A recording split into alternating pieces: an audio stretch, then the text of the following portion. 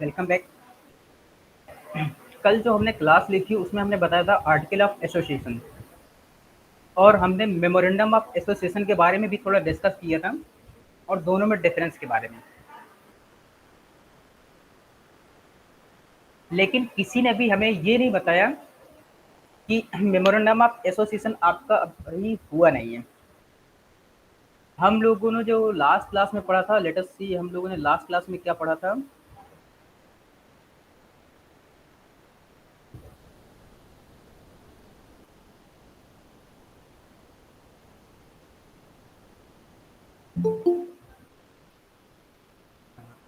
हम लोगों ने पढ़ा था इलीगल एसोसिएशन, और जो मेमोरेंडम ऑफ एसोसिएशन है हमने वो बीबीए में पढ़ाया था।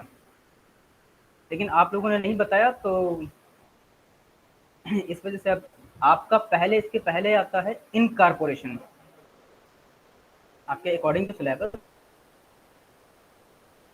कॉर्पोरेशन का मतलब होता है निगमन, मतलब कि जो कंपनी बनती है वो कैसे बनती है, ये है। और जो कंपनी के बनाने वाले होते हैं उससे पहले भी वो है, मतलब कि बिफोर द इनकॉर्पोरेशन आपको ये भी समझना पड़ेगा कि who are the promoters. Promoters वो हो रहे हैं जो कंपनी को फॉर्म करते हैं। तो आज हम पहले ये पढ़ेंगे कि प्रमोटर्स कौन होते हैं, किस सेक्शन में उनके बारे में क्या दिया गया होता है, और इनकॉर्पोरेशन में उनका क्या रोल है। ये हम पहले आज देख लेते हैं। उसके बाद फिर हम इनकॉर्पोरेशन की पढ़ेंगे। इनकॉर्पोरेशन, उसमें डॉक्यूमेंटेशन क्या होता है वो। इसके बाद फिर अब हम मेमोरेंडम ऑफ एसोसिएशन पढ़ेंगे, और आर्टिकल ऑफ एसोसिएशन तो हम लोग पढ़ चुके हैं। Let us see, I am showing your syllabus. देखिए,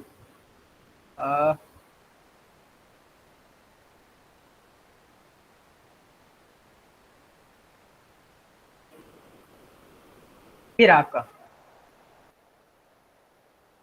हमने एसोसिएशन नॉट फॉर प्रॉफिट पढ़ा था, इलीगल एसोसिएशन पढ़ा था। इसके बाद है फॉर्मेशन ऑफ कंपनी, जिसको बोलते हैं इनकॉर्पोरेशन।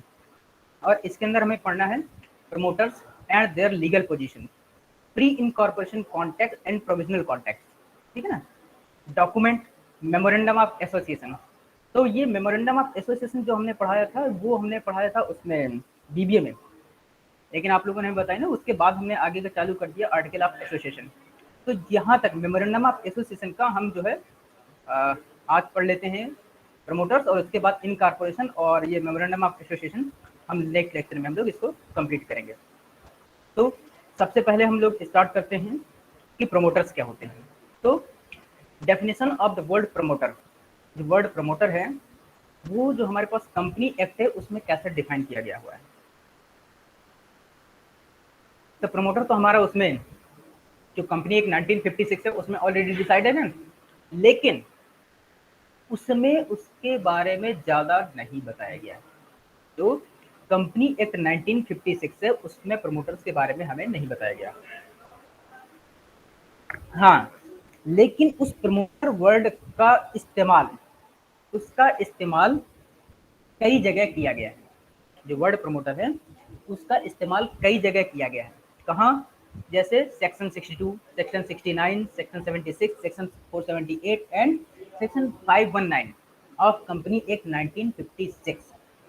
अब अगर आपको याद हो तो ये जो 62, 69, 76, 478 एंड 519, ये जब हम टाइप्स ऑफ कंपनी बता रहे थे, जब हम टाइप्स ऑफ कंपनी बता रहे थे तब हमने इसके बारे में भी डिस्कशन किया है। ठीक, तो जो according to SEBI, security exchange board of India, SEBI का मतलब होता है security exchange board of India, जो कि आपके शेयर इशू स्टॉक एक्सचेंज के जितने भी रेगुलेशन हैं उनको रेगुलेट करती है। जो आपका स्टॉक मार्केट है उसको रेगुलेट करने वाले ऑर्गेनाइजेशन का नाम है सेबी। तो according to SEBI issue of capital and disclosure requirement, regulation 2009 promoter include, देखिए कंपनी एक 1956 और 2013 के सेक्शन, इन सेक्शन में जो हमने बताए हैं प्रमोटर शब्द का इस्तेमाल किया गया लेकिन उसको डिफाइन नहीं किया गया। और सेबी के जो उसमें रेगुलेशन 2019 है उसमें प्रमोटर शब्द को किस तरह से कहा गया है देखिएगा, क्योंकि हम अभी इसके बारे में और डिटेल में डिस्कस करेंगे। एक एक चीज भी हम आपको आसान मतलब कि सिंपल लैंग्वेज में हम समझाएंगे। The person or persons who are in control of the issuer, वो पर्सन जो कंट्रोल कर रहा हो, वो एक व्यक्ति भी हो सकता है और एक से ज्यादा भी हो सकता है। जो इशू करते हैं उसको कंट्रोल कर रहा हूँ, इशूअर शेयर्स को इशू करना, डिवेंचर्स मतलब कि जो कैपिटल को इशू करते हैं। Now the person or persons who are instrumental in the formulation of a plan or program pursuant to which specified securities are offered to public, वो person या वे पर्सन जो पब्लिक के लिए स्पेसिफाइड सिक्योरिटीज को offer करते हैं या उसको ऑफर करने का प्लान बनाते हैं। ठीक है ना, सिक्योरिटी का मतलब यहाँ पर आपकी इक्विटी शेयर, प्रेफरेंस शेयर और डिवेंचर शेयर लेकर के है।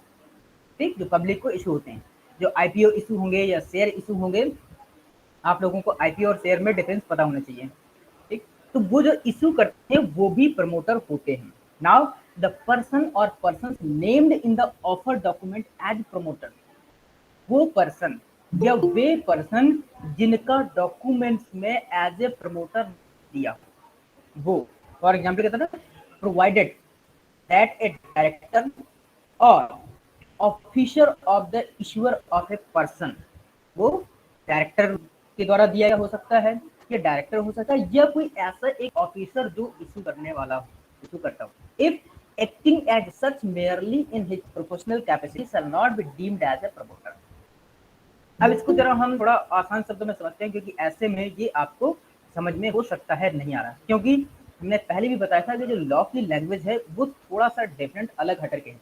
तो मैं इसको अपनी लैंग्वेज में और हम लोग जो आसान सी लैंग्वेज होती है उसमें समझने की कोशिश करते हैं कि प्रमोटर क्या होता है। तो जब भी आप कंपनी के बारे में पढ़ते हैं, जब भी आप कंपनी के बारे में पढ़ते हैं तब प्रमोटर वर्ड आपको कई बार सुनाई देता है। तब आपके दिमाग में, माइंड में ये क्वेश्चन जरूर आते हैं कि आखिर प्रमोटर का हिंदी में मीनिंग क्या होता है, आखिर प्रमोटर का हिंदी में मीनिंग क्या होता है। तो इसके लिए आप क्या करते हैं, तुरंत फट से आप गूगल में जाएंगे और आप सर्च करेंगे meaning of promoter in Hindi. So आप जैसे ही उसमें सर्च करते हैं तो आपको कई तरह के वर्ड्स उसमें आ जाएंगे। क्यों? कि जैसे ही जब अगर आप इसका हिंदी मीनिंग समझ लेंगे तो आपको आधे से ज्यादा मीनिंग इसको समझ में आ जाएगा। So promoter can be explain as प्रवर्तक, प्रवर्तक, संस्थापक, प्रोत्साहक, संरक्षक, सरपरास्त, उपकारी, बढ़ाने वाला, सहायक, मददगार, प्रतिपालक, बानी, उत्साह देने वाला, आयोजक, वर्धक, ये सारे के सारे आपके प्रमोटर शब्द के तौर पर इस्तेमाल किए जा सकते हैं। ये सभी आपके प्रमोटर सर्च करें, क्योंकि आपको पता है गूगल में आप एक वर्ड सर्च करेंगे तो कम से कम मिलियन ऑफ नंबर आपके पास आ जाते हैं। तो जैसे जैसे आप इसको देख जाएंगे तो आपके पास ये ढेर सारे ऑप्शन आपको प्रमोटर के तौर पर समझ में आएगा। अब अगर आप हिंदी में इन सभी की मीनिंग जानते हैं, if you know the meaning of all these words in Hindi, then you can better understand the meaning and definition of promoter. अगर आप इस चीज को अच्छे से जानते हैं, जो हिंदी में मैंने वर्ड बताए हैं, अगर इनको आप समझते हैं तो आप प्रमोटर को हिंदी में आसानी से, इंग्लिश में भी आप आसानी से समझ सकते हैं। तो अगर प्रमोटर का आपने हिंदी में अर्थ जान लिया है कि प्रमोटर कौन होता है, तो आपको यह भी समझ में अब आ गया होगा। तो हम प्रमोटर को डिफाइन कर रहे हैं सिंपल से लैंग्वेज में। आपने यहाँ पर देखिए, आपने यहाँ पर जो डेफिनेशन पढ़ी ना, the company define the person और person who are in control of the issuer, ये इस तरह से आपने ये ढेर सारे इसके बारे में पढ़ लिया। अब मैं इसको सिंपल सा आपको लैंग्वेज में समझा रहा हूँ, जिससे कि आपकी समझ में आए। देखिएगा, वो पर्सन या वे पर्सन जिनके दिमाग में सबसे पहले किसी कंपनी को शुरू करने का आइडिया आया हो, या उसने इस आइडिया को यथार्थ मतलब कि एग्जिस्ट करने के लिए, एग्जीक्यूट करने के लिए कुछ स्टेप्स लिए हो, वो पर्सन आपका प्रमोटर है। ठीक है ना? ये तो हो गया हमारा सिंपल सा। अब जरा हम इसको और इसको थोड़ा सा डिटेल में समझते हैं एग्जाम्पल के साथ। प्रमोटर कौन होता है? वह पर्सन, दैट पर्सन जो बहुत सारी बिजनेस अपॉर्चुनिटी में से एक बिजनेस अपॉर्चुनिटी को सेलेक्ट करता है और वो उसके लिए सबसे ज्यादा बेनिफिशियल हो। मतलब कि वो पर्सन जिसके पास दिमाग में बहुत से आइडिया हो और उनमें से कई आइडिया में से वो एक आइडिया को सिलेक्ट करे जो उसके लिए सबसे ज्यादा बेनिफिट हो सकता। थोड़ा एग्जाम्पल मान लीजिए कि एक पर्सन है जिसका नाम है mister x. There is a person named as a x. अभी अभी मिस्टर एक्स प्रमोटर नहीं बने हैं, अभी मिस्टर एक्स प्रमोटर नहीं है, अभी ये केवल पर्सन है। सो अब मान लीजिए कि मिस्टर एक्स के माइंड में एक बिजनेस से रिलेटेड कोई आइडिया आता है। मिस्टर एक्स के माइंड में बिजनेस से रिलेटेड कोई आइडिया था, लेकिन रुकिए, अभी केवल माइंड में बिजनेस का आइडिया आने से कोई प्रमोटर नहीं बन जाता है। अगर ऐसा होता तो दुनिया का हर आदमी प्रमोटर होता, क्योंकि आप जानते हैं कि हर आदमी के दिमाग में, इवन आपके भी दिमाग में बिजनेस के कई ख्याल आते रहते हैं। तो अब हम इसको थोड़ा सा और आगे लाते हैं। तो फिर ऐसी कौन सी चीज है जो इसे प्रमोटर बनाएगी? उसके लिए, इसके लिए मिस्टर एक्स को प्रमोटर बनने के लिए बहुत सारे स्टेप्स को फॉलो करना पड़ेगा। आप जानते हैं, चलिए आइए एक एक पॉइंट को हम डिस्कस करते हैं कि मिस्टर एक्स को प्रमोटर बनने के लिए क्या क्या करना पड़ेगा। ठीक, तो इसके लिए मिस्टर एक्स को यह सोचना पड़ेगा कि यदि वह बिजनेस मान लीजिए स्टार्ट भी कर लेते हैं, तो क्या वह बिजनेस बेनिफिशियल हो सकता है? क्या वह बिजनेस बेनिफिशियल हो सकता है? ठीक, या इससे फायदेमंद बनाने के लिए क्या क्या इंपॉर्टेंट या नेसेसरी स्टेप उनको फॉलो करने पड़ेंगे। ठीक, मिस्टर एक्स को केवल सोचना ही नहीं है, मिस्टर एक्स प्रमोटर बनने जा रहे हैं, उनको केवल ये सोचना ही नहीं है, इस सब्जेक्ट को, उस बिजनेस को या इस सब्जेक्ट को एग्जिस्टेंस में लाने के लिए उन्हें पूरा प्लान बनाना पड़ेगा, उन्हें पूरा प्लान बनाना पड़ेगा। चलिए, इस बिजनेस को मान लीजिए स्टार्ट कैसे किया जा सकता है। अब मिस्टर एक्स को इसे शुरू करने के बारे में सोचना है। अब मिस्टर एक्स को इसे शुरू करने के बारे में सोचना है कि कौन सी चीज कहाँ से आएगी, कैसे बिजनेस सेटअप तैयार होगा और क्या क्या डॉक्यूमेंट्स लगेंगे, एक्सेट्रा एक्सेट्रा। इस तरह से इसमें कई चीजें वो सोचना चालू कर देंगे। ठीक, नाउ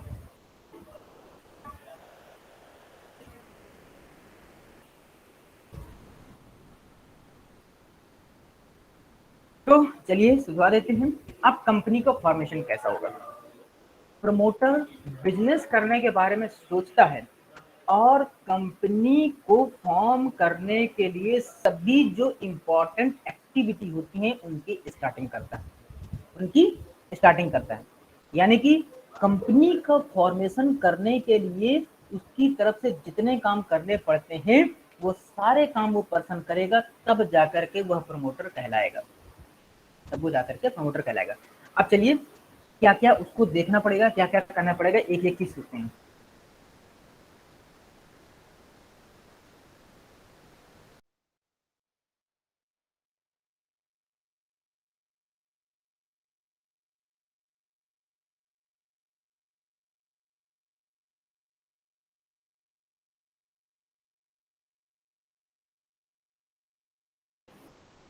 इशूअर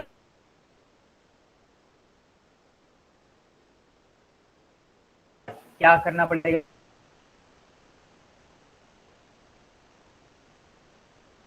कितना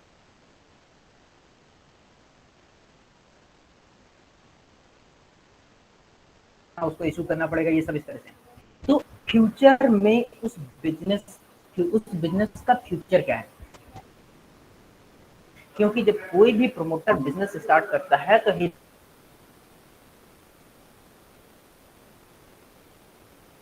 नेवर थिंक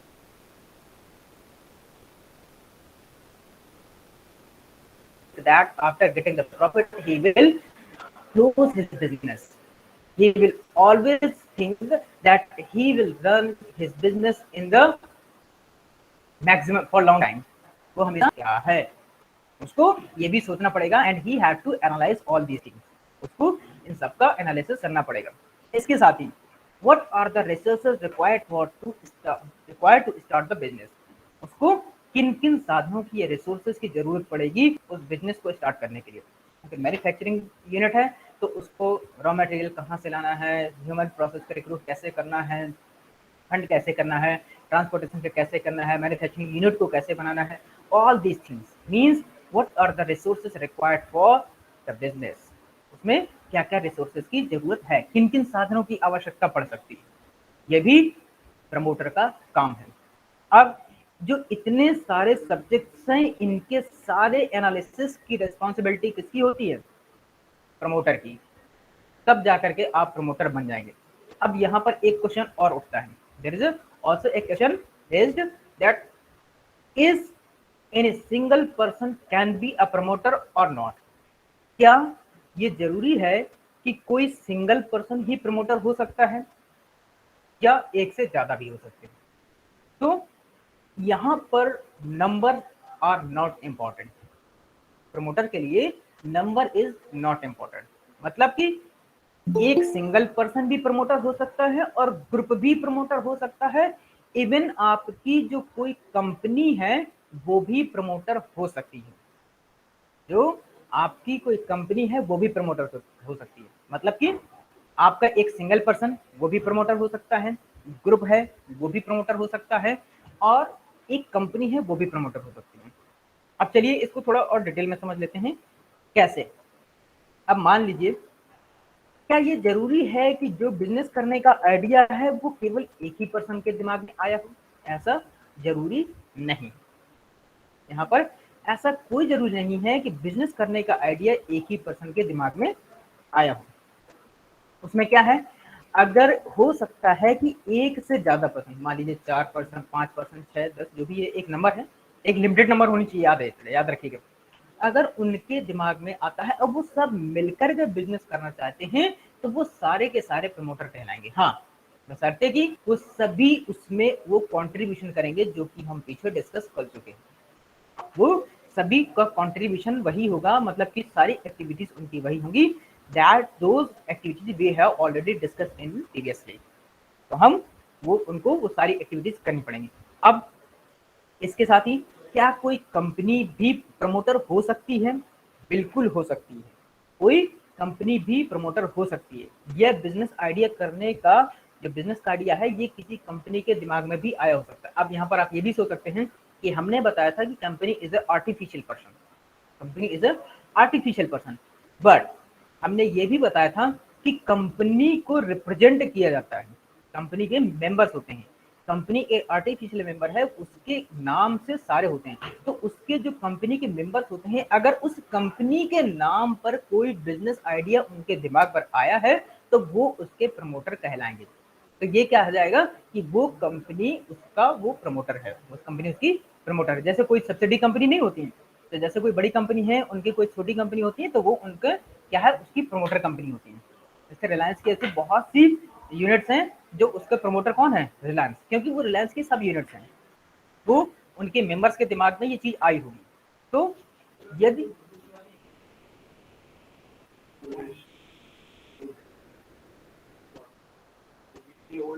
तो ये बिजनेस आइडिया किसी भी कंपनी के दिमाग में आया होगा और वो कंपनी ऊपर मतलब जितने भी मैंने स्टेप्स बताए हैं जितने भी मैंने कंडीशन बताए हैं अगर उनको फॉलो करती है तो वो भी क्या कहलाएगी, प्रमोटर। ठीक, अब चलिए मान लीजिए ये सारे तो प्रमोटर हो गए, प्रमोटर की डिफाइन हो गई, प्रमोटर के बारे में हो गया। अब प्रमोटर की कंपनी में पोजीशन क्या है, प्रमोटर की कंपनी में पोजीशन क्या है, तो प्रमोटर कौन होता है ये आप लोग चुके हैं। अब इतना जान लेने के बाद कि प्रमोटर कौन है, होता है प्रमोटर की कंपनी में पोजीशन क्या है। यदि इसे मैं जनरल लैंग्वेज में हूं तो कंपनी में प्रमोटर क्या मालिक होता है, या उसकी कंपनी में कितनी ओनरशिप है, या उसकी कंपनी में कितनी चलती है, ये सभी चीजें आपके दिमाग में आएंगी। सो देखिए, प्रमोटर्स ना कंपनी के एजेंट होते हैं और ना ही कंपनी के ट्रस्टी होते हैं। प्रमोटर्स ना तो ट्रस्टी होते हैं। तो प्रमोटर किसी कंपनी में एक रिस्पॉन्सिबल पर्सन की भूमिका में होता है, मतलब कि उसका रोल क्या है, एक ऐसा रिस्पॉन्सिबल पर्सन जिसके यानी कि कंपनी में प्रमोटर की जो पोजीशन है किस पे, रिलायबिलिटी पर बेस होती है। कंपनी में प्रमोटर की पोजीशन से जिम्मेदारी होती है कि अपनी इस स्थिति का दुरुपयोग ना करे। जैसा कि अभी क्या हुआ, जो सत्यम वाला केस हुआ था तो उसके बी रामलिंगम राजू उसके प्रमोटर्स में से एक थे, प्रमोटर्स से एक थे, लेकिन उन्होंने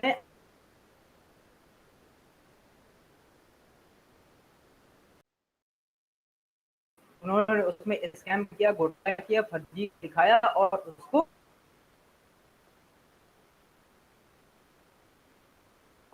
परचेज कर लिया। जबकि सत्यम उस समय आईटी भारत की तीसरे नंबर की सबसे बड़ी कंपनी थी, इन्फोसिस और विप्रो के बाद सत्यम भारत की तीसरी सबसे बड़ी आईटी कंपनी थी, जिसको उसके प्रमोटर्स ने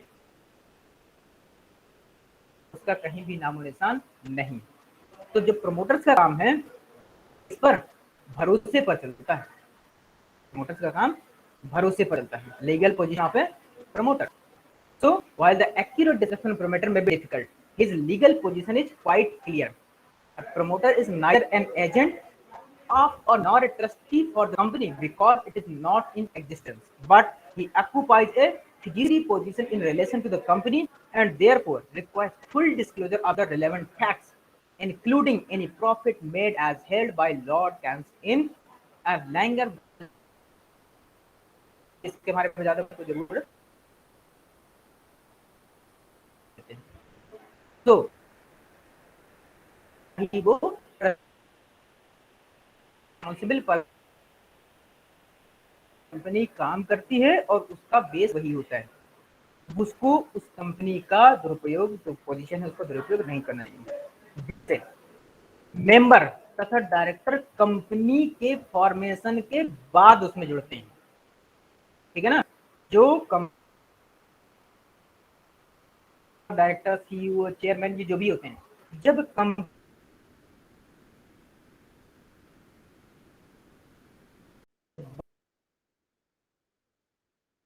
लेकिन जो प्रमोटर्स होते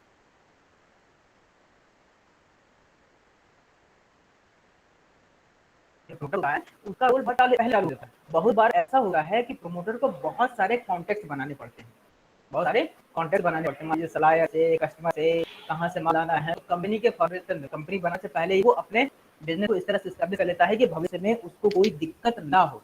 तो उसके लिए उसको कॉन्टेक्ट बनाने पड़ते हैं, उसके लिए उसको कॉन्टेक्ट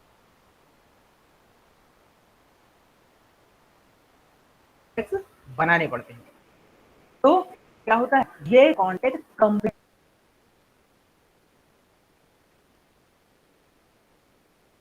कहता है कि यार हमारी एक कंपनी है और हमें उसके लिए रॉ मटेरियल की जरूरत है, या हम इस तरह काम करते हैं, हमें रखना जरूरत है, इस तरह से कॉन्टेक्ट है, रिक्वायरमेंट हो, हम इस तरह की अप्लाई करते हैं, या हम इस तरह की अप्लाई चाहिए, ठीक है ना। तो ये उस कंपनी के नाम पर कर, जो कंपनी उसने बनाने की सोची है। अभी कंपनी का फॉर्मेशन हुआ नहीं है, अभी कंपनी का फॉर्मेशन नहीं हुआ, लेकिन वो कॉन्टेक्ट बनाना चालू कर रहा है, नहीं कॉन्टेक्ट बनाना चालू करिए। तो आप यहाँ पर देख रहे हैं कि जो प्रमोटर्स का रोल है कंपनी के फॉर्मेशन से बहुत पहले ही चालू हो जाता है। नाउ कंपनी का गठन अभी तक नहीं हुआ, कंपनी का फॉर्मेशन अभी तक नहीं है, इसलिए कंपनी की ओर से ये कॉन्टेक्ट कौन, प्रमोटर ही बनाता है। और हाँ, एक चीज और बता दें, ये जो कॉन्टेक्ट बनाता है वो सारी उसके पास लिस्ट बनती है, सारी लिस्ट बनती है। और बनने के बाद अभी देखिएगा काफी कुछ इसमें वो है, लिस्ट तो बन गई, लेकिन जब लिस्ट बना करके कंपनी का फॉर्मेशन हो जाएगा, अब मान लीजिए कि कंपनी आपको बन गई और उसमें जो कॉन्टैक्ट्स की लिस्ट है, तो अपने उस लिस्ट को जो प्रमोटर्स है उसको रेक्टिफाई करवाना पड़ेगा, किससे? कंपनी के बोर्ड ऑफ डायरेक्टर से। मतलब कि रेक्टिफाई का मतलब है उसको अप्रूव करवाना पड़ेगा, उस लिस्ट को, उस कॉन्टेक्ट को। इन सारे कॉन्टेक्ट को कंपनी के फॉर्मेशन के बाद रेटिफाई करवाना पड़ता है, यानी कि जनरल लैंग्वेज में समझाऊं तो इसको अप्रूव करवाना पड़ता है, इससे तो कंपनी के डायरेक्टर है। तो अब यहाँ देखिए, यहाँ तक की कहानी तो आपको समझ में आ गई। देखिए, कंपनी का फॉर्मेशन नहीं, जब कंपनी का फॉर्मेशन नहीं हुआ उसमें डायरेक्टर और शेयर होल्डर भी नहीं होंगे, डायरेक्टर और शेयर होल्डर भी नहीं गए। अब कंपनी को कुछ कॉन्ट्रैक्ट भी बनाने पड़ते हैं। तो अब याद रखिए, आप कोई बंदा इतनी मेहनत कर रहा है तो उसे इतना हक तो मिलना चाहिए कि कम से कम वह सब काम कर सके, मतलब कि एज ए ऑनरशिप का, एज ए ऑनरशिप का काम कर सके। देखिए, यह भी पूरी तरह से उस पर नहीं होता। देखिए प्रमोटर के साथ कितनी नाइंसाफी है। ठीक, मान लीजिए इतनी मेहनत की उसने, बाद में जितने भी डॉक्यूमेंट्स वो बनाएगा प्रमोटर, जितने भी डॉक्यूमेंट्स वो बनाएगा, उसको सारे के सारे डॉक्यूमेंट्स को जब कंपनी फ्रेम हो जाएगी उनको ऑब्जर्व करवाना पड़ेगा अभी बोर्ड ऑफ डायरेक्टर्स में, और वो उनको रेटिफाई करवाएगा और उसको वैलिड करवाएगा। अब अगर उनमें से जो बोर्ड ऑफ डायरेक्टर जो कि उसके बाद में आए हैं और कंपनी के मेंबर बाद में बने हैं, समझ रहे, जिसने कंपनी शुरुआत की उसके बाद आए हैं, अगर वो उस डॉक्यूमेंट्स को या उन डॉक्यूमेंट्स को रेटिफाई या अप्रूव नहीं करते हैं, अगर वो चाहें तो उस पूरे कॉन्टेक्ट और डॉक्यूमेंट्स को वो कैंसिल कर सकते हैं, वो चाहें तो कैंसिल कर सकते हैं। अब देखिएगा इसके साथ ही एक चीज और देखिए, अब मान लीजिए कि जो प्रमोटर है, प्रमोटर ने जब अपने कॉन्टेक्ट बनाए थे, जब प्रमोटर ने अपने कॉन्टेक्ट बनाए थे और उस कॉन्टेक्ट में क्या किया कि उसने कुछ पैसा लिया कि हम आपकी कंपनी से माल लेंगे, हम आपकी कंपनी से माल लेंगे। और उसने क्या किया कि उसको एक कॉन्ट्रैक्ट बनाना है, उसको एक एग्रीमेंट दिया। कॉन्ट्रैक्ट का मतलब कि जो कॉन्ट्रैक्ट बनते हैं उसमें एक एग्रीमेंट दे दिया उस कंपनी को कि हम आपकी कंपनी से ही माल लेंगे और इस रेट पर लेंगे। ठीक, अब देखिए प्रमोटर ने इतनी मेहनत की, लेकिन अगर इस केस में कि जो कंपनी के डायरेक्टर्स हैं, जो कंपनी के डायरेक्टर्स उस केस को या उसके डॉक्यूमेंट्स को रिजेक्ट कर देते हैं, डॉक्यूमेंट को रिजेक्ट करते हैं, पूरा जो लॉस है, जो नुकसान है, वो थर्ड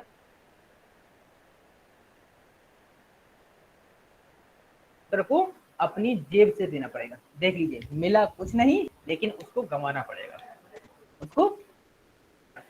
तो अब ये देखिए कितना दुखदाई केस हो गया, इट्स वेरी सैड केस। इस केस में ये एक और विडंबना देखिए कि अगर कोई भी डॉक्यूमेंट्स कैंसिल होता है तो किसी थर्ड पर्सन को नुकसान नहीं होगा, बल्कि उसकी भरपाई प्रमोटर की जेब से की जाएगी। ठीक, अब थोड़ा एक चीज और देख रहे हैं, तो क्या आपके ख्याल आया कि तो प्रमोटर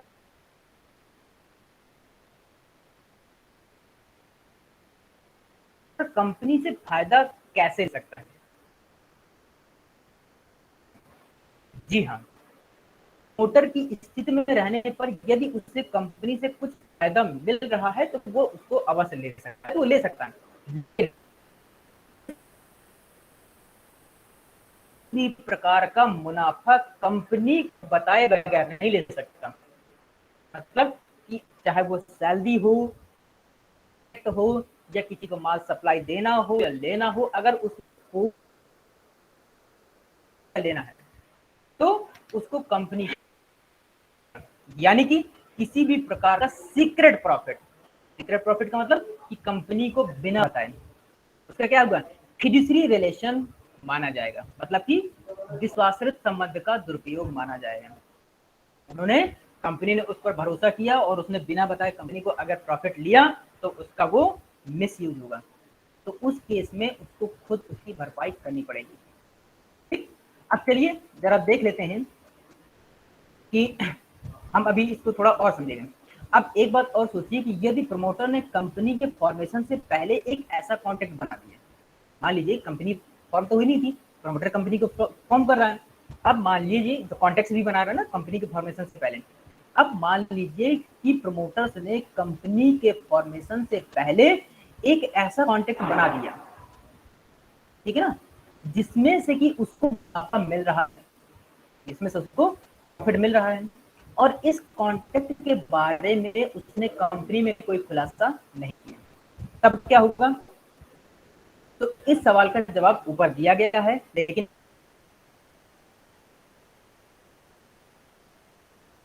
के फॉर्मेशन के सारे कॉन्ट्रैक्ट्स रेटिफाई किए जाएंगे। अगर कंपनी के फॉर्मेशन के बाद रेटिफाई होने पर कॉन्ट्रैक्ट वो तभी लागू होंगे, वो जितने भी कॉन्ट्रैक्ट उसने बनाए थे, और जब वो रेटिफाई या अप्रूव हो जाएंगे तभी वो कॉन्ट्रैक्ट लागू होंगे, उसके पहले वो लागू नहीं हो सकेंगे। मतलब कि जब तक उसको बोर्ड ऑफ डायरेक्टर या बोर्ड ऑफ मेंबर से उसका अप्रूवल नहीं हो जाएगा तब तक वो कॉन्ट्रैक्ट लागू नहीं होंगे। ठीक, इसके बाद अगर कोई नुकसान होता है तो प्रमोटर अपनी जेब से भरेगा। हम चलो इसको वही मान लीजिए कोई मिस्टर एक्स है, मिस्टर एक्स एक प्रमोटर है और उनका एक भाई है रामलाल, मान लीजिए उनका एक भाई है रामलाल। अब मिस्टर एक्स जिस कंपनी के प्रमोटर बने हैं वह मान लीजिए कंपनी कुछ बनाती है, गद्दे बनाती है, ठीक, मान लीजिए कि मिस्टर एक्स जिस कंपनी के प्रमोटर हैं वह कंपनी गद्दे बनाती है। अब जो मिस्टर रामलाल हैं, मान लीजिए जो कि मिस्टर एक्स के भाई हैं, मिस्टर रामलाल मिस्टर एक्स के भाई हैं, ठीक, लेकिन वो जो भाई हैं वो जो गद्दे का रॉ मटेरियल जैसे रुई है या कपड़े है उस तरह का बिजनेस करते हैं, उस तरह का बिजनेस वो करते हैं गद्दे के रॉ मटेरियल का। अब मिस्टर एक्स ने क्या किया कि अपने भाई से रॉ मटेरियल को ज्यादा प्राइस पर खरीदने का एक कॉन्टेक्ट कर लिया, ठीक, मिस्टर एक्स ने अपने भाई से ज्यादा प्राइस पर रॉ मटेरियल खरीदने का एक कॉन्टेक्ट कर लिया। अब इस बात को मिस्टर एक्स ने अपने कंपनी से छुपा लिया कि उसने एक ऐसा रॉ मटेरियल का कॉन्टेक्ट बनाया है जो कि उसके भाई की है, ठीक। अब जब कंपनी को पता चलेगा, जब कंपनी को पता चलेगा और कंपनी थोड़ा इन्वेस्टिगेशन करेगी, छानबीन करेगी, तो कंपनी को यह मिलेगा कि जो रॉ मटेरियल वो कंपनी परचेज कर रही है ज्यादा प्राइस पर परचेज कर रही है, और इसके द्वारा मार्केट में वो पता करेगी कि उसका क्या रेट है, और अगर उसको लगता है कि मार्केट का रेट इससे कम है और जो ज्यादा पैसा दिया जा रहा है वो प्रमोटर्स को सीक्रेट प्रॉफिट ले रहा है, वो उससे प्रमोटर को सीक्रेट प्रॉफिट हो रहा है, तो कंपनी तुरंत उस कॉन्ट्रैक्ट को कैंसिल कर देगी, कंपनी तुरंत उस कॉन्ट्रैक्ट को कैंसिल कर देगी। अब देखिए कॉन्ट्रैक्ट तो कैंसिल हो गया, अब कॉन्ट्रैक्ट कैंसिल होने से मिस्टर रामलाल जो थे, मिस्टर रामलाल थे, वो कुछ ऐसा रॉ मटेरियल तैयार करवा चुके थे जिसको कंपनी द्वारा ना लेने पर उनको 10 लाख रुपए का नुकसान होना था। देखिए ये कॉन्ट्रैक्ट था कि अगर मिस्टर रामलाल, अगर वो उसका नुकसान कंपनी को भरना पड़ेगा, ठीक। अब यहाँ पर क्योंकि पर्सनल प्रॉफिट के लिए 10 लाख का नुकसान हुआ, कंपनी ने कॉन्ट्रैक्ट रद्द किया, तो अब यह नुकसान कंपनी नहीं भरेगी बल्कि मिस्टर एक्स भरेंगे। अब ये जो है कंपनी जो है भर करके मिस्टर एक्स भरेंगे। हाँ, अब यहाँ पर एक चीज और हो सकती है कि ये मिस्टर एक्स की और रामलाल की आपस की समझदारी है कि वो आपस में इसको कैसे सेटलमेंट करते हैं, वो आपस में इसको कैसे सेटलमेंट करते हैं, वो चाहे कम ले दे करके जैसे भी हो वो आपस में कर सकते हैं, ठीक। इसमें साथ ही इसका एक लीगल एस्पेक्ट क्या है, लीगल एस्पेक्ट ये है, कंपनी एक्ट में कहीं पर भी ये नहीं लिखा है कि प्रमोटर द्वारा जो एक्सपेंस किया जाएगा, प्रमोटर द्वारा जो एक्सपेंस किया जाएगा कंपनी द्वारा उसको वापस किया जाएगा, जैसा कि कंपनी फॉर्मेशन में किया गया खर्चा।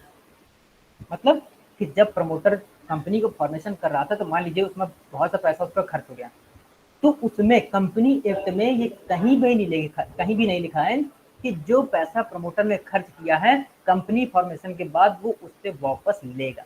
हाँ, ये अलग बात है कि यदि कंपनी चाहे कंपनी बनने के बाद कंपनी चाहे तो थैंक यू कहते हुए उनको, मतलब कि आभार, ग्रेटिट्यूड, थैंक यू कहते हुए वो चाहे तो उनका प्रमोटर का खर्चा वापस दे सकती है और सॉरी, और चाहे तो नहीं भी दे सकती है। चाहे तो दे सकती है और चाहे तो नहीं भी दे सकती है, वो दोनों ऊपर है। ठीक, अब यहां पर देखिए तो कंपनी का प्रमोटर होता है, उसकी रिस्पॉन्सिबिलिटी या ड्यूटीज क्या क्या होती है मेन। जैसे कंपनी के 3 मेन डॉक्यूमेंट्स होते हैं, कंपनी के 3 main documents, memorandum of association, article of association और प्रॉस्पेक्टस। ये 3 मेन डॉक्यूमेंट्स हैं और तीनों में ही प्रमोटर के पास इन पर साइन करने का राइट होता है, इन पर साइन करने का राइट होता है। ठीक, साथ ही जो डायरेक्टर बनता है, जो डायरेक्टर बनता है, तो चूंकि प्रमोटर कंपनी को फॉर्म करता है तो ये सबसे पहला ये प्रमोटर ही कर रहा है कि वो जिन लोगों में उसने किसको डायरेक्टर बनाना है इनमें से, मतलब कि यदि कोई डायरेक्टर कौन होगा यदि ये नहीं बताए तब उस स्थिति में जिन लोगों ने शुरुआत में हस्ताक्षर किए थे, अब जैसे अगर एक पर्सन है तो चाहे तो खुद डायरेक्टर बन सकता है या तो किसी और को बना सकता है, तो अगर किसी और को बनाएगा तो वो उसमें उसमें साइन करेगा वो प्रमोटर जो है कि इसको मैंने एज ए डायरेक्टर के पद पर मैंने इसको रखा है इस कंपनी में। ठीक, और ये भी हो सकता है कि कंपनी यदि चाहे तो बाद में डायरेक्टर की भर्ती अलग से भी कर सकती है।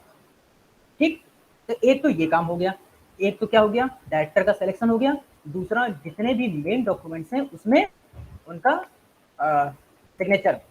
इसके बाद जो डायरेक्टर में जो रिटन कंसेंट होता है, जो लिखित सहमति कंसेंट होता है, लेने का कार्य भी प्रमोटर्स का ही होता है। इस कंसेंट में डायरेक्टर ये कहता है कि वह दी गई कंपनी में डायरेक्टर बनने के लिए तैयार है।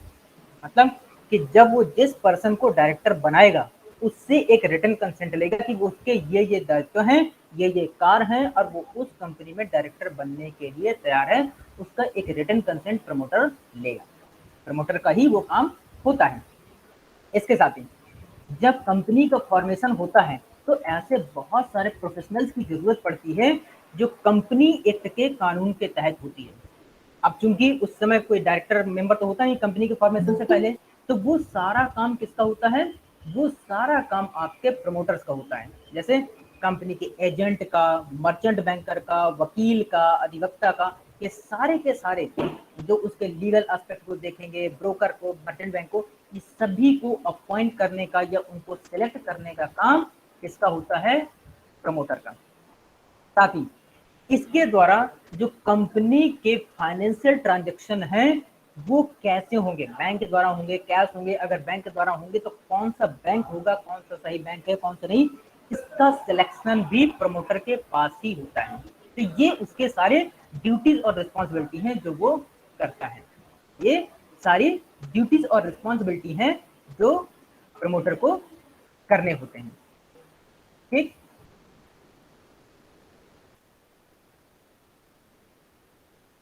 अब प्रमोटर कब हटाया जा सकता है, टर्मिनेशन प्रमोशन ड्यूटी, उसको कब हटा सकते हैं।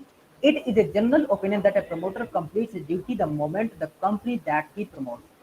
वैसे तो ये कहा जाता है कि जैसे ही वो कंपनी को प्रमोट करता है, मतलब कि फॉर्मेशन, उसके बाद उसका दायित्व खत्म हो जाता है।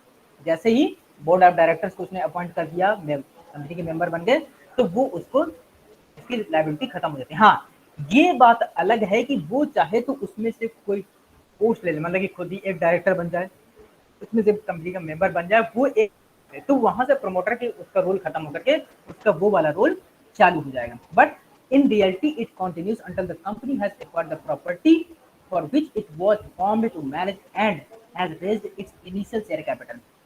लेकिन रियलिटी में ऐसा होता नहीं कि कोई भी इतना बड़ी कंपनी बनाएगा और उसको छोड़ देगा, वो उसको कोई ना कोई किसी न किसी तरह से जुड़ा रहता है और उसको चलाता रहता है। जैसे उसमें कोई मैनेजमेंट में कुछ भी हो गया तो वो बना रहता है वो। ठीक, तो ये जरूरी नहीं है कि वो कंपनी को छोड़ दे, क्योंकि जो भी कंपनी बनाता है तो इसका मतलब वो नहीं होता है कि वो उसको छोड़ दें।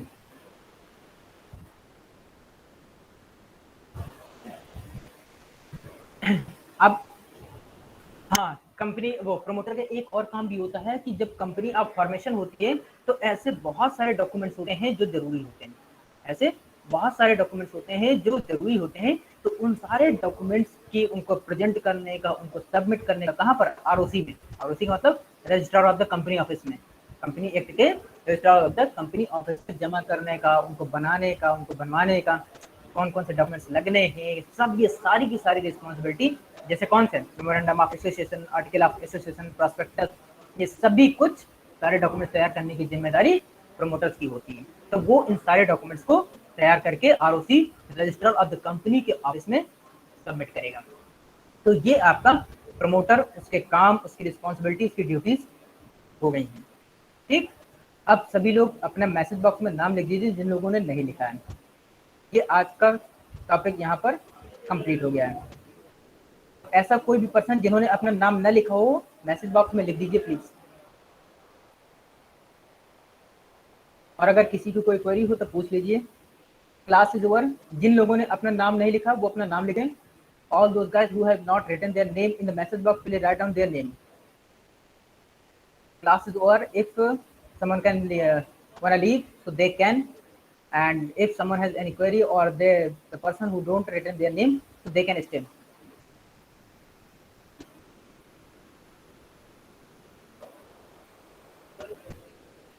मैं एक बार चेक कर लेता हूँ किसका नाम यहाँ पर नहीं, मैं नाम बता दे रहा हूँ जो उन्होंने अपना देख लीजिएगा, लिख दीजिएगा। अगर लिखा हो तो कोई बात नहीं। आदित्य पांडे, अजय कुमार, नीलेश, राशि, रितिका, सहज, शिवांगी, शिवानी, श्रेया, श्याम जी, यशनी, कितने लोग हैं मैं एक बार यहाँ से चेक कर लेता हूँ।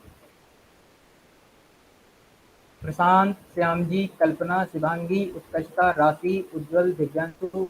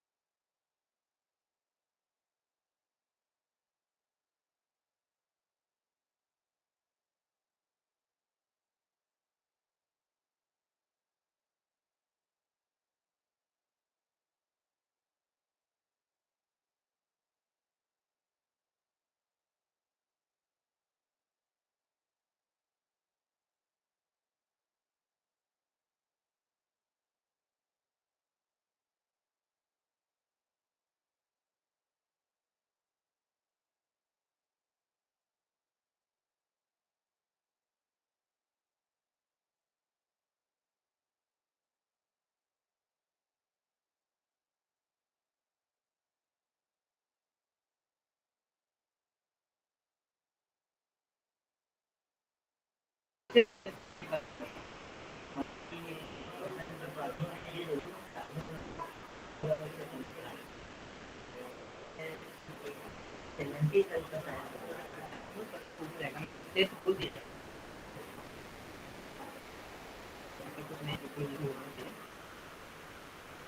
पूरा रूल ही बदल दे तो अलग बात है, लेकिन सब कुछ बदल ही ऐसा होना चाहिए। मेरे ख्याल से जो दूसरे स्टेट उसमें, क्योंकि अभी जो पहली यूनिट के हैं, अगर वो उनको 3 या 4 दिन का टाइम दिया गया है, अगर सीट सबमिट नहीं करेंगे तो फिर वो सीट ऊपर की भी सीटें खाली हो जाएंगी, फिर वहाँ फिर नीचे से मिल ही जाएगा।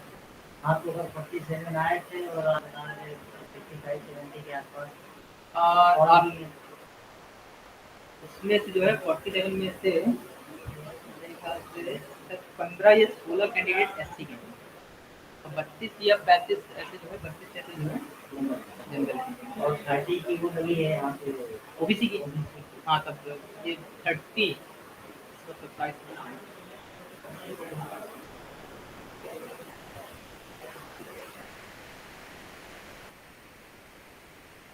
हाँ, अभी सर ओबीसी की भी दूसरी लिस्ट निकलेगी, 30 के निकालिए, क्योंकि कम से कम ये मान के चलिए 50 तो होंगे।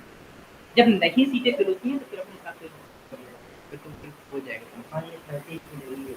हाँ, 30 भी इसमें भी कम है, इनकी भी दोबारा निकलेगी अभी।